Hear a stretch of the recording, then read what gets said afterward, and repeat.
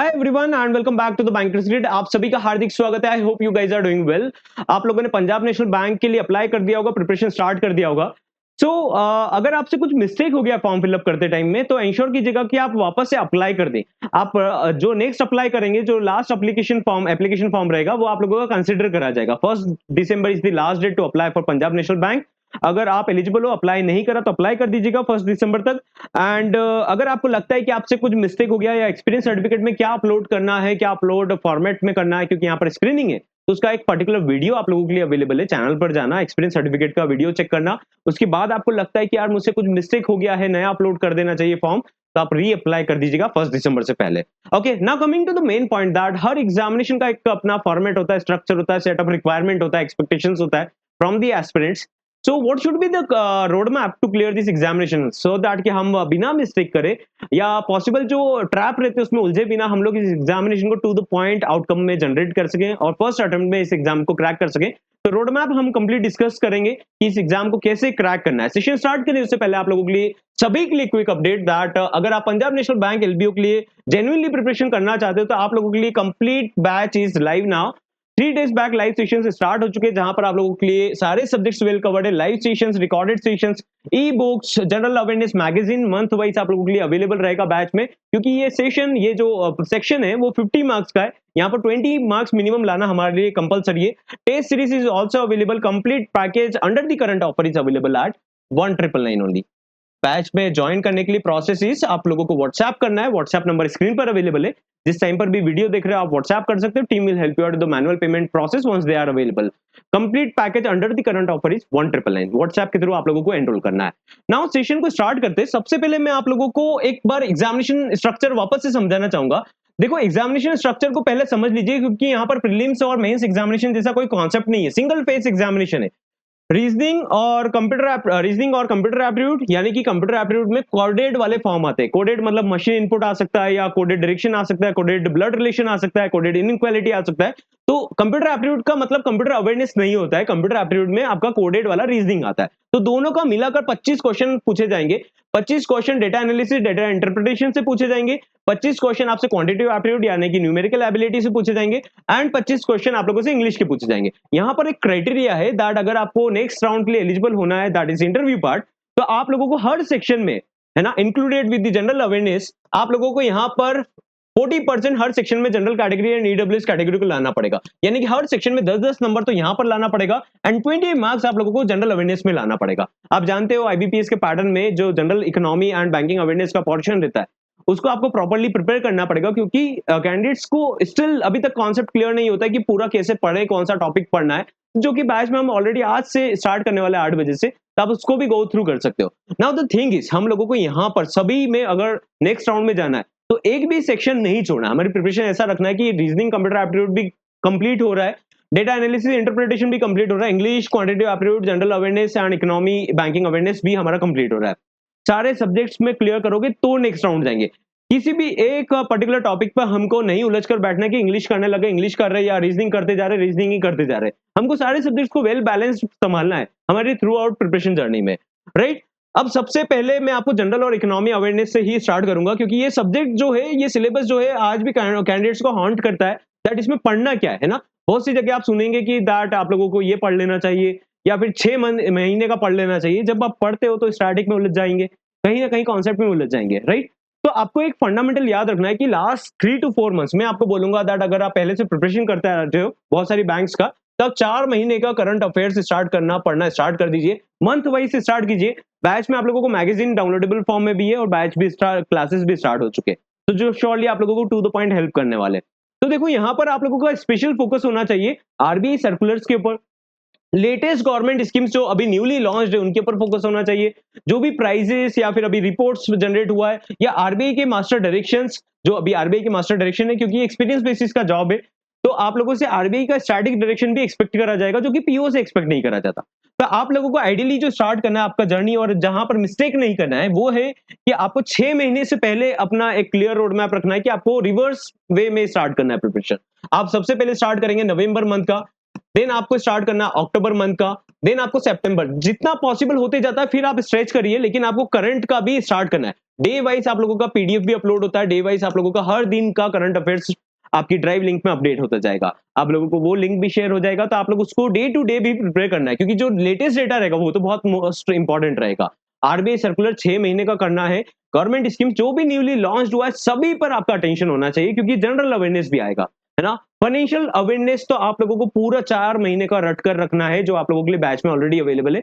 आप लोगों को 4 महीने दैट इज सितंबर, अक्टूबर, नवंबर और दिसंबर का जो डेटा आने वाला है, उसके ऊपर पूरा फोकस करना। इट टेक्स टाइम, है ना? यहाँ पर जो कैंडिडेट प्रॉब्लम मिस्टेक करने वाले, वो मिस्टेक पता है क्या होगा? आप पढ़ते जाएंगे, पढ़ते जाएंगे, पढ़ते जाएंगे, आप रिवीजन नहीं करेंगे एंड सब कुछ दिमाग से एकदम से आउट हो जाएगा। तो आप लोगों को ये पॉइंट फंडामेंटल याद रखना है दैट जब भी आप प्रिपरेशन कर रहे हो, तो आप लोगों को यहाँ पर लर्निंग के साथ साथ में रिवीजन के ऊपर फोकस करना है। रिवीजन के लिए आप लोगों के लिए एमसीक्यूज भी डेली बेसिस पर आएंगे, तो रिवीजन आप लोगों को यहाँ पर फोकस करते रहना है, क्योंकि करंट अफेयर्स और जो जनरल अवेयरनेस और फाइनेंशियल न्यूज का डेटा रहता है, वो अप्रोक्सीमेटली आप लोगों का 200, 300, 400 पेज का बन जाएगा। 400 पेजेस को याद रख पाना बहुत मुश्किल बनेगा एग्जाम के एंड टाइम पर। तो अभी से स्टार्ट कर देना कि 4 दिन में, 5 दिन में पूरा मंथली बेसिस को हम लोग रटना स्टार्ट करें, पढ़ना स्टार्ट करें। बैच में एनरोल नहीं है तो बैच में एनरोल कीजिए, बैच में एनरोल करके आप उसको स्टार्ट कर सकते हो। करंट फाइनेंशियल न्यूज के ऊपर ज्यादा फोकस करना है, आरबीआई सर्कुलर्स के ऊपर ज्यादा फोकस करना है, गवर्नमेंट स्कीम्स जो लेटेस्ट लॉन्च हुआ है इसके ऊपर ज्यादा फोकस करना है। बाकी नोबेल प्राइज रिलेटेड या नेशनल पार्क रिलेटेड या फिर आपके फाइनेंशियल इंस्टीट्यूशन से रिलेटेड जो स्टैटिक फॉर्म है उसको आप नहीं कर सकते अभी। अगर आप उसको करने जाओगे तो बहुत टाइम लग जाएगा और करंट अफेयर्स पूरा छूट जाएगा, करंट डेटा पूरा छूट जाएगा। तो स्टैटिक फॉर्म को आप छोड़ सकते हो। आपको 20 नंबर शॉर्टली लेकर आना, पेपर भी उसी टाइप से बैलेंस सेट होगा कि आपको फाइनेंशियल न्यूज का पोर्शन ज्यादा रहेगा, आरबीआई सर्कुलर्स का ज्यादा रहेगा, सो दैट कि आप एटलीस्ट 20 मार्क्स स्कोर कर सके। आपको बोला गया है कि 50 में से 20 मार्क्स लाना कंपलसरी है, तो पेपर भी उसी टाइप से बनेगा कि आप 20 नंबर आराम से लेकर आ सके। अब रीजनिंग एंड कंप्यूटर एप्टीट्यूड वापस से मैं आप लोगों को बताना चाहूंगा दैट रीजनिंग और कंप्यूटर एप्टीट्यूड में आप लोगों का जो सिलेबस है, आप लोगों का रोड मैप जो स्टार्ट होगा, केवल अपने आप को सिलॉजिज्म ये सब करके नहीं समझाना है।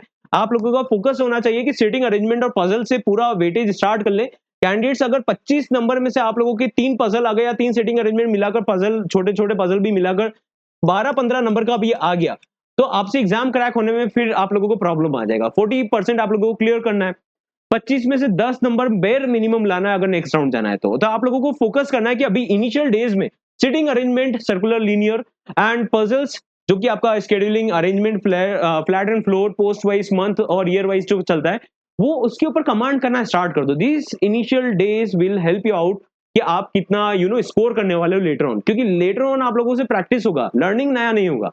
तो पजल से स्टार्ट करेंगे, सिटिंग अरेंजमेंट से स्टार्ट करेंगे, syllogism, inequality, direction sense, blood relation, machine input output, ये सब आप लोग एंड टाइम पर बीच में भी प्रैक्टिस ऑनगोइंग रख सकते हो, सेशंस के थ्रू प्रैक्टिस कर सकते हो। बट ये जो टॉपिक है ये आप लोगों को इनिशियल डेज में स्टार्ट कर लेना है। 2 पॉइंट मैंने आपको अभी सो फार बोला है दैट आप लोगों को मंथली बेसिस का कंप्लीट प्रिपरेशन स्टार्ट कर देना है करंट अफेयर्स और जनरल अवेयरनेस का।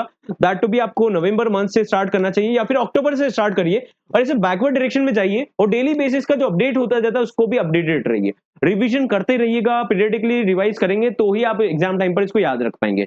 यहाँ पर मिस्टेक नहीं करना है कि कंप्यूटर एप्टीट्यूड में कंप्यूटर अवेयरनेस पढ़ने लग गए।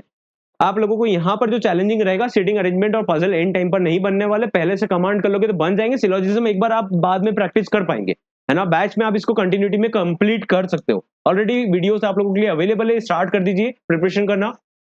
कोडेड वे में भी आप लोगों के लिए अवेलेबल है। एक और पॉइंट रहता है दैट बहुत सारे कैंडिडेट्स इंग्लिश में प्रॉब्लम में फंसने वाले, आप लोगों के लिए प्रैक्टिस के सेट्स इसमें अवेलेबल हो जाएंगे। तो आप लोगों को क्या करना है, क्लासेस के साथ साथ में आप लोगों को रीडिंग कॉम्प्रिहेंशन पर ज्यादा प्रिपरेशन करना है, क्योंकि रीडिंग कॉम्प्रिहेंशन एक ऐसा टॉपिक रहेगा कि आपका इंग्लिश अगर ग्रामर वीक भी है, क्योंकि ग्रामर से आप लोगों के स्पॉट द एरर इनसे क्वेश्चन बन जाएंगे। बाकी आपका जो कॉम्प्रिहेंशन बेस अगर क्लियर है तो आप लोग अगर देखकर पढ़कर समझ सकते हो तो आपको इस एग्जाम में स्कोर करने में हेल्प हो जाएगा।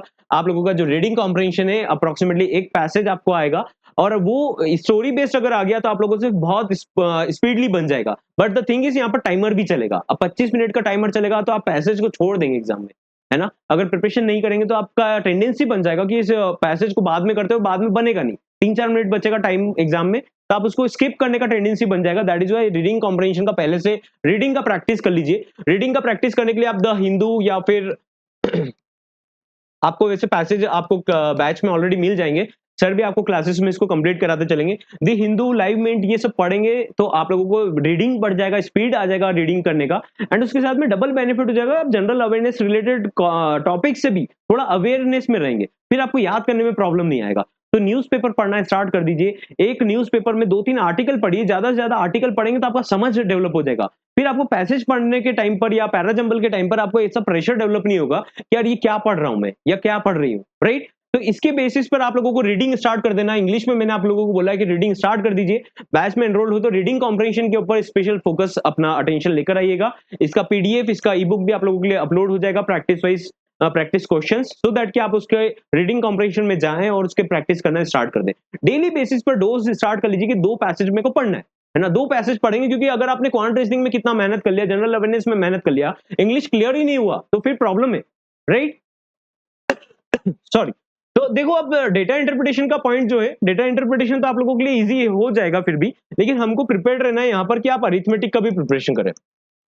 अरिथमेटिक का भी डीआई, अगर 5 डीआई सेट आपके आते हैं या 6 डीआई सेट 4-4 नंबर के या 5 नंबर के मिलाकर आते हैं, तो आप लोगों के डीआई सेट में अरिथमेटिक के डीआई भी आएँगे, है ना? तो जो आप न्यूमेरिकल एबिलिटी पढ़ने वाले हो, जो आपका क्वांटिटी एप्टीट्यूड है, उसमें तो आप स्पीड मैथ का पूरा प्रिपरेशन करना है, उसमें आपको अरिथमेटिक भी पढ़ना है। तो अरिथमेटिक के 4 से 5 कम से कम टॉपिक्स पढ़ लीजिए। एज का पढ़ लीजिए जो ईज़ी साइड पर जाएगा, ट्रेन का पढ़ लीजिए, बोट स्विम करना चाहते हो वो कर सकते हो, पार्टनरशिप शॉर्ट आपको ईज़ी नंबर दिलाएगा, एंड उसके साथ में वर्क टाइम कर लीजिए। 5 टॉपिक एटलीस्ट कवर करके जाइए, उससे रिलेटेड आप लोगों को अगर आपका डेटा इंटरप्रिटेशन में भी क्वेश्चन आएगा तो आप लोगों को हेल्प हो जाएगा उसमें, राइट? तो ये आपका क्वांटिटेटिव एप्टीट्यूड का टॉपिक हो गया और जनरल अवेयरनेस का मैंने आप लोगों को ऑलरेडी बताया। तो देखो यहाँ पर ये पॉइंट तो क्लियर हो गया दैट आप लोगों का जैसे अरिथमेटिक है तो बहुत वास्ट है ना? क्या पढ़ना है, क्या नहीं पढ़ना है। तो रेशियो परसेंटेज ऑब्वियसली आप लोगों का क्लास में स्टार्ट हो गया, तो आप इसको करेंगे। एज एक शॉर्ट मतलब आप लोगों को स्कोर कराएगा। स्पीड टाइम पढ़ सकते हो, ट्रेन पढ़ सकते हो, टाइम एंड वर्क पढ़ सकते हो। ये थोड़ा कॉम्प्लिकेट जाएगा, पहले से प्रैक्टिस है तो कर सकते हो। पार्टनरशिप जरूर कर लीजिएगा, पार्टनरशिप आप लोगों की क्लास में वापस से रिपीट होगा तो आप इसको गो थ्रू कर लेना, पार्टनरशिप आपको नंबर दिला देगा। ये 5 टॉपिक कर लीजिए, 10-12 टॉपिक में से 5 भी करेंगे तो आप लोगों के लिए एक एटलीस्ट एक फाउंडेशन बन जाएगा कि आप 10 के ऊपर नंबर लेकर आ पाएँ। Quadratic equation, number series, सिंप्लिफिकेशन, approximation will also be a part of quantitative aptitude. तो यहाँ पर आप लोगों को 10 नंबर लेकर आना है, व्हिच इज क्वाइट डूएबल। अभी से करेंगे तो डूएबल हो जाएगा। ऑलराइट, आई होप आप लोगों को सेशन में थोड़ा हेल्प मिला होगा रोड मैप समझने में। एक बार सम अप कर देता हूँ। जनरल अवेयरनेस मंथली बेसिस का पढ़ना स्टार्ट कर दीजिए। अगर स्टार्ट नहीं करेंगे एंड टाइम पर पूरा डेटा आपसे या तो लर्निंग नहीं होगा, लर्निंग कर लिया तो रिवीजन नहीं होगा। सेकंड पॉइंट मैंने आपको इंग्लिश का बोला है दैट आप लोगों को इंग्लिश में रीडिंग करना स्टार्ट कर देना। अगर आप न्यूज़पेपर से पढ़ना चाहते हो, न्यूज़पेपर डेली बेसिस पर 2-3 आर्टिकल पढ़ना स्टार्ट कर लीजिए। आपका जितना रीडिंग देखते से आपको स्कैन करने का आदत हो गया तो आपका इतना नंबर स्कोर करने में हेल्प होगा। और रीडिंग कॉम्प्रिहेंशन अगर क्लियर है तो आपका पैराजंबल भी क्लियर हो जाएगा, राइट? आपका अरेंजमेंट भी क्लियर हो जाएंगे। क्लासेस में आइए, क्लासेस में आप उसको गो थ्रू करिए सो दैट कि आपका 10 नंबर के ऊपर नंबर वहां पर भी आए। थर्ड पॉइंट मैंने आपको बोला दैट इज कि आप लोगों को यहाँ पर रीजनिंग में कंप्यूटर एप्टीट्यूड में कंप्यूटर अवेयरनेस नहीं पढ़ना है। कंप्यूटर एप्टीट्यूड मतलब होता है कि कोडेड वे में रीजनिंग आता है, राइट? तो आप लोगों को सीटिंग और पजल से स्टार्ट कर देना। सीटिंग अरेंजमेंट और पजल का लर्निंग में भी टाइम लगेगा और उसके बाद में प्रैक्टिस में भी टाइम लगेगा। दोनों पॉइंट को क्लियर करते हुए चलना, क्योंकि अगर आपकी वेटेज में अगर रीजनिंग में पजल और सीटिंग अरेंजमेंट को थोड़ा बढ़ा दिया और कोडेड वे में ज्यादा पूछ लिया कि आप 25 मिनट में सॉल्व नहीं कर पाए, तो हम लोग ऐसा ना हो सिचुएशन कि हमारे 10 नंबर से कम आ रहे हो, है ना? 25 में से 10 नंबर वहां पर भी लेकर आना है। बाकी जो सिंपल सिंपल टॉपिक्स है जैसे syllogism, inequality, direction sense, blood relation, machine input, ये अल्फाबेटिकल सीरीज, ये तो आप आराम से बीच में भी कर सकते हो स्टार्ट, है ना? अगर आपका पहले से प्रिपरेशन नहीं भी है, कुछ भी प्रिपरेशन नहीं कर रखा है, तो भी आप इस टॉपिक को बीच में कर लेना। पहले सीटिंग अरेंजमेंट या पजल पर अपना अटेंशन दे देना। 5 से 10 दिन पूरा फुल अटेंशन रीजनिंग के ऊपर देना, क्योंकि बाद में खींचते नहीं बनेगा वो, है ना? अब मैंने आपको एक और पॉइंट बताया कि अरिथमेटिक वाला जो टॉपिक है उसमें आप लोगों का quadratic equation, number series, simplification, उसके अलावा आप लोगों को 5 अरिथमेटिक के टॉपिक पर एक ही मेथड से प्रैक्टिस करना है। एक ही मेथड सारे टॉपिक पर लगाना है। जैसे आप एज के क्वेश्चन सॉल्व कर रहे हो तो कुछ भी वैरायटी का क्वेश्चन आता है, एक ही अप्रोच लगाना, एक ही माइंडसेट लगाना। नहीं तो आप सोचते रह जाएंगे इस अप्रोच से करना है, उस अप्रोच से करना है। तो जो क्लास में सर आप लोगों को गो थ्रू करवाएंगे आप उसी के थ्रू फॉलो कीजिएगा, उससे प्रैक्टिस भी हो जाएगा, लर्निंग भी हो जाएगा। ओके, 5 टॉपिक में मैंने नाम बताया। एज का आपको कंप्लीट कर लेना है, पार्टनरशिप कर लेना है, रेशियो भी कर लेना है, साथ में ट्रेन वाला, स्पीड टाइम वाला भी करना है, एंड वर्क एंड टाइम। ये थोड़े इजी सेक्शन होते हैं जो कि आप स्कोर कर सकते हो। प्रॉफिट लॉस, सिंपल इंटरेस्ट, इनमें थोड़ा टाइम लग सकता है, इजंट इट? अब इसके बाद डेटा इंटरप्रिटेशन में मैंने आपको बताया कि हो सकता है कि अरिथमेटिक का भी डीआई आए, कैसलेट डीआई तो आएगा ही आएगा। तो 5 सेट आ सकते हैं या 6 सेट भी आ सकते हैं। तो आपको गो थ्रू करना है, स्पीड में प्रैक्टिस करना है। उसमें 3 कॉन्सेप्ट चलता है, that is ratio, average and percentage. 3 concept clear होगा अरिथमेटिक के, तो वहां पर आप लोगों को श्योरली हेल्प मिल जाएगा। क्लासेस कंटिन्यू कीजिए, रिकॉर्डेड सेशन स्टार्ट कीजिए अगर आपने स्किप कर दिया है। डेली बेसिस पर क्लासेस को अटेंड करना। अगर बैच में एनरोल नहीं है तो बैच में एनरोल करने के लिए आप व्हाट्सएप कर सकते हो, व्हाट्सएप नंबर स्क्रीन पर अवेलेबल है। And I see you in the next session. I hope आप लोगों को इससे क्लैरिटी मिला होगा एंड श्योरली आप लोग आपका प्रिपरेशन स्टार्ट कर देंगे before the time goes away.